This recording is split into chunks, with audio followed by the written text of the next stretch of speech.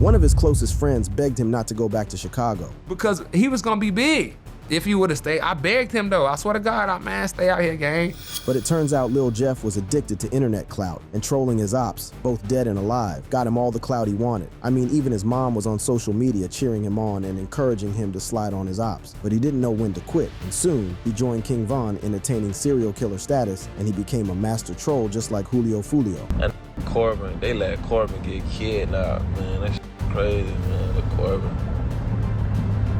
Got this stupid ass kid now.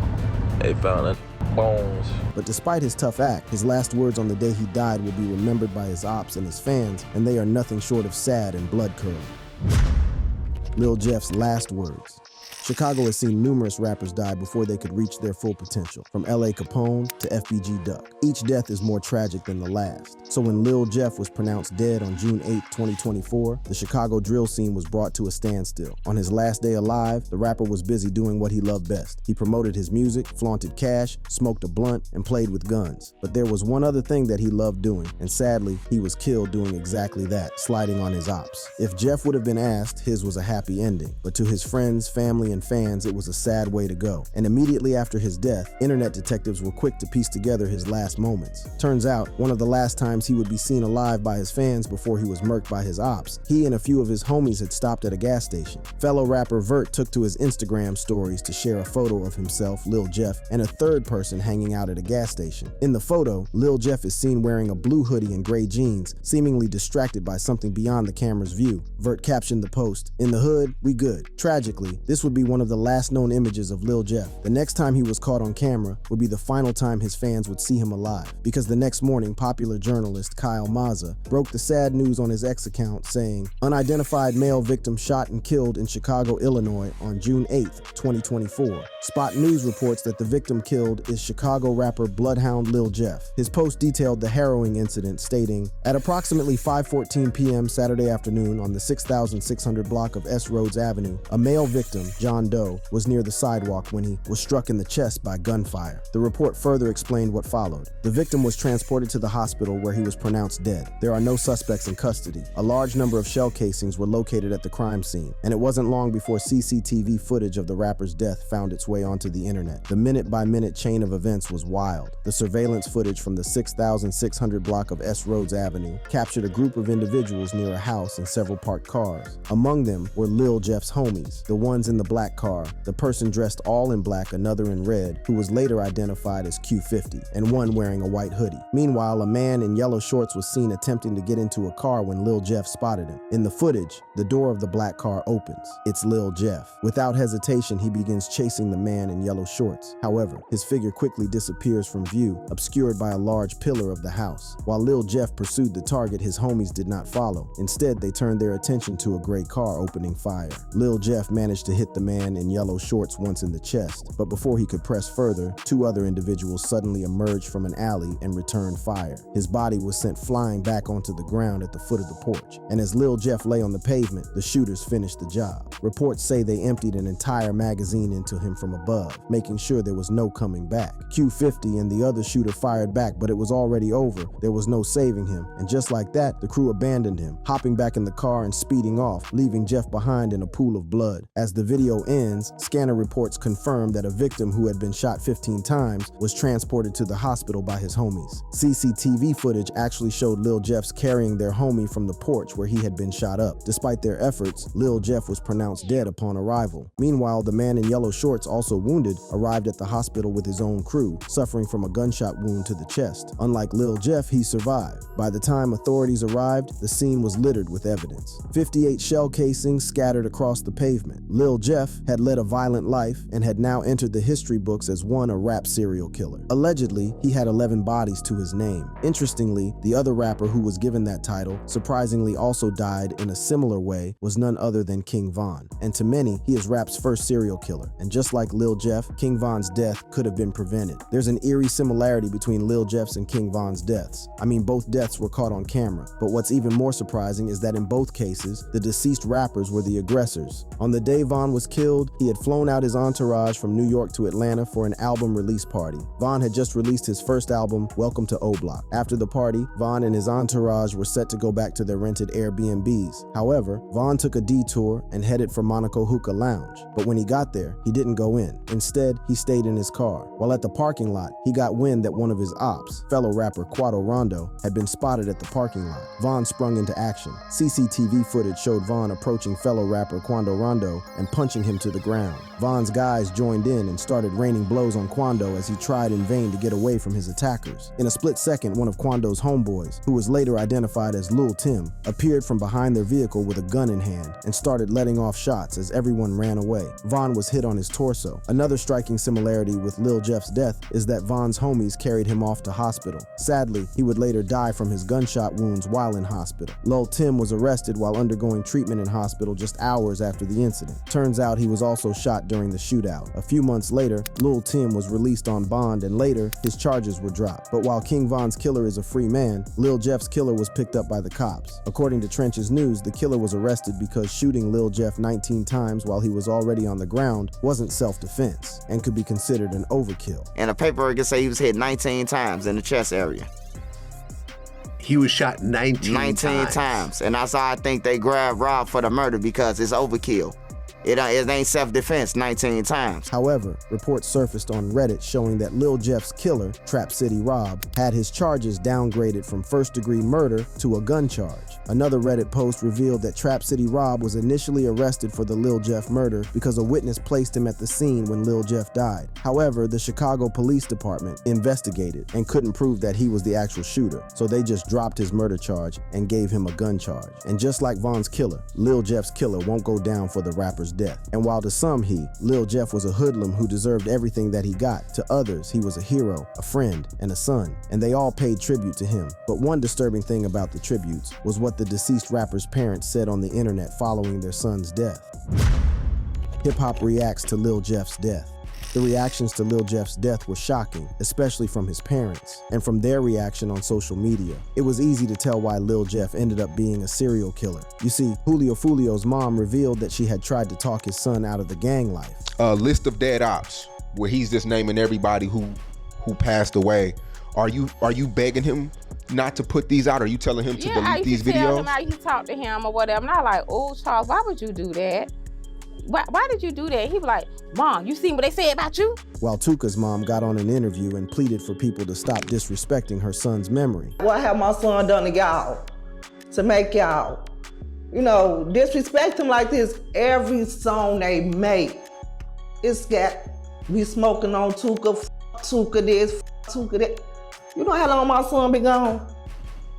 Since 2011, this is 2022, and he's still a trending topic. But Lil Jeff's folks decided to mourn their dead son in a shocking series of posts. It turns out Lil Jeff's mom encouraged her son to slide on her ops. Lil Jeff once posted a screenshot of a conversation with his mom. In the messages, Jeff's mom is over the moon that her son's name is hot in the streets. Go ahead, son. Your name ringing bells in the streets. In another message, she says, I love it. Sliding on them niggas who slept in the bed with you. Lil Jeff was ecstatic over his mom's endorsement of his lifestyle and posted the screenshot with the caption, all I gotta say is she watched me work that 6T woo. And while the rapper's mom endorsed her son's street life, Lil Jeff's dad posted something worse. He took to Facebook like a real O.G. comma and asked his son's homies to slide for their dead friend and to let it be known, y'all didn't get him. He came trying to get y'all and what happened happened. But the saga continues. Clear the streets. It was hard to believe his parents would encourage him to become a murderous thug, and the internet cooked them. One comment read, man, this gotta be fake. Ain't no way this is his actual parents. Bro ain't have no chance in it. Another one read, drilling while you got your mom and dad's support is a new unlocked level of crazy. His OG's some straight losers. How you happy that your son went from a high school graduate to running around these streets on BS? I ain't knocking what the he was on, cause it happens and lose they self or go cold-hearted. But to be on some brick and duck OG is some next level brain dead shit, said one fan. His homies also took to social media to express their grief over Lil Jeff's death. Lil Scoom, a close associate of the Bloodhounds, posted a series of stories following the murder, mourning his friend with the caption saying, damn brother, this shit don't feel real. And I'ma be with you real soon. Talk about foreshadowing your death, because a few weeks later, Lil Scoom would also be shot and killed in the Chicago gang war. Although Lil Jeff's homies posted tributes and heartbreak stories, others revealed that he had it coming. Fellow rapper Rico Reckless revealed in multiple interviews that he knew Lil Jeff was going to either get locked up or get killed. So a lot of calls I was getting was, man, his tweaking. I'm like, what are you doing? And they was saying something you doing. I said, oh yeah, this is how Chicago go. Yeah. When they get scared, he's gonna do two things. They gonna put the police on you, or they gonna put the police on you, or you gonna just get killed for trying to do gangster shit. Because everybody gangsters in Chicago. Like, in a Vlad TV interview, Rico Reckless revealed that he had tried to convince Lil Jeff to stay with him in LA to help him stay out of trouble. However, Lil Jeff went back to Chicago and never made it out alive. Because he was gonna be big if he would have stayed. I begged him though. I swear to God, man, stay out here, gang. Cause they had a whole spot they was at, and I told him, like, even if you don't want to stay there, you come stay with me, man. Before you come stay at the spot with me. Turns out Lil Jeff isn't the only Chicago rapper he tried to convince to stay away from Chicago and ended up getting killed in the city. In a past interview, Rico Reckless revealed that he had tried to warn FBG Cash, but he didn't listen and ended up getting shot and killed. Cash called. What's up, gang? What's up, gang? I'm like, where you at? He like, man, I'm in Iraq. I say, when you just in Houston? He like, yeah. He pull out a Draco with a clear clip. Yeah, I'm in Iraq, but I'm good though. I say straight up, as a brother, as a friend, I say, man, bro, I ain't gonna lie, Scud. That don't mean nothing. Everybody got them Scud. Man, go back to Houston. Well, if they had listened to Rico and stayed out of Chicago, they might have escaped the gang war and had a successful career like Chief Keef. And although FBG Cash and Lil Jeff had the option to leave the city behind, most of Lil Jeff's victims didn't have that choice. And with Lil Jeff lurking in the shadows, no one was safe. Lil Jeff's victims. The Chicago drill scene had a lot to say about Lil Jeff, but his death also brought to the surface the pain he had caused countless families. With his death trending on social media, Redditors resurrected the memory of Lil Jeff's victims. And perhaps one of the most horrific murders by Lil Jeff was the 2024 shooting of two teens outside their school in broad daylight. On Friday, the 26th of January 2024, Robert Boston, alias Lil Rob, and Monterio Williams, alias Monty, would be attending the Innovations High School located in downtown Chicago. The two teens had no idea they were about to walk straight into an ambush. At 12:30 p.m., as students exited the school for their routine lunch break, chaos broke out. Two cars suddenly pulled up near the Washington train station. Suddenly, masked gunmen jumped out and opened fire, targeting Monty and Lil Rob. When the shooting finally stopped, Monty and Lil Rob lay motionless on the pavement, bleeding out in front of their classmates. Above the street, a witness standing on the train platform captured the aftermath on camera, the final moments of two young lives slipping away. Emergency responders rushed to the scene, but it was too late. Both Monty and Lil Rob were later pronounced dead at Northwestern Memorial Hospital.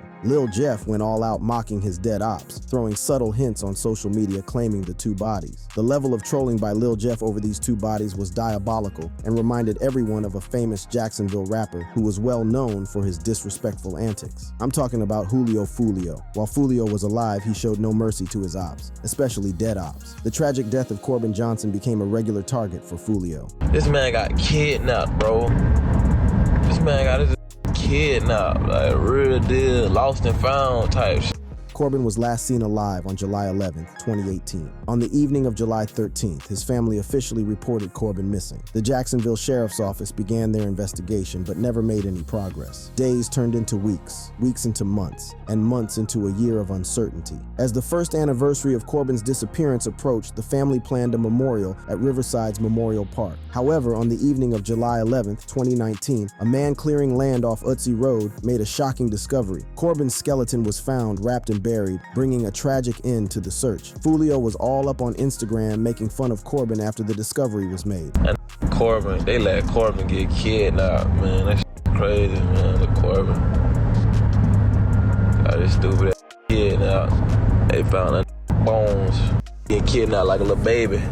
Like a little boy. Foolio took the disrespect to a whole new level as he mimicked Corbin the day he was kidnapped. I know he was crying. Please. Hell! What? Hell!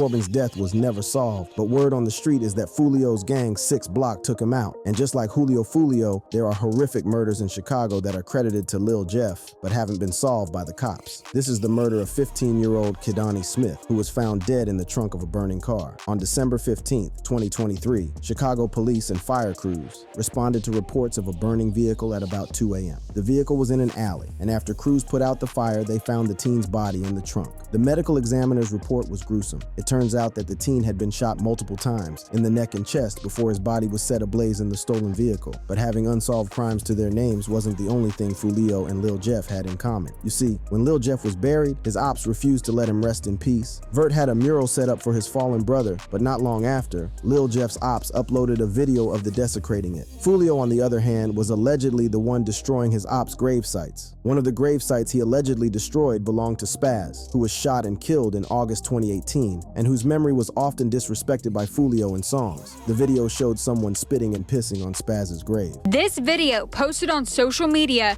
shows what appears to be a man spitting. Gerard Adams. And urinating. Dun, dun, dun. Dun, dun, dun.